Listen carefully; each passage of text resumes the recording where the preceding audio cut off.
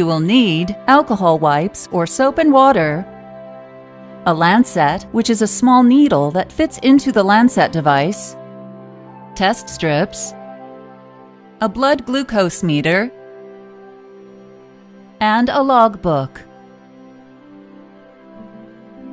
Step 1. Wash your hands with soap and water and then dry them, or use an alcohol wipe to clean the finger you will use for the testing site and let it dry. Step 2. Remove a test strip from the container and put the cap back on to protect the strips.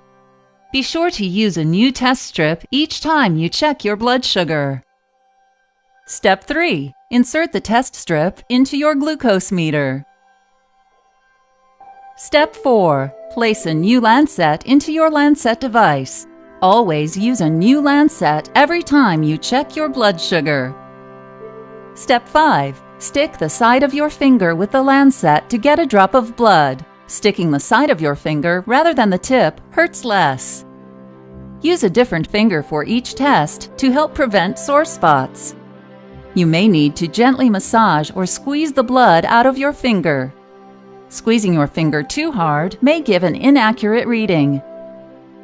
Most lancet devices have a dial that lets you select how deep the lancet goes into the skin.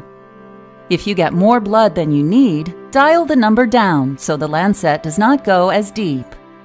If you do not get enough blood, dial the number up so the lancet goes in deeper.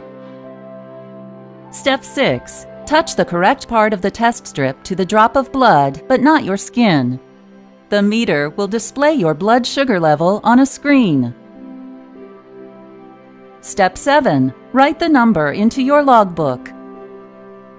Be sure to record your blood sugar level every time you check it. Also, use your log to record things that may affect your blood sugar, such as illness, exercise, stress, and eating food at a party. Make sure to follow up with your doctor regularly and bring your logbook to all of your doctor appointments.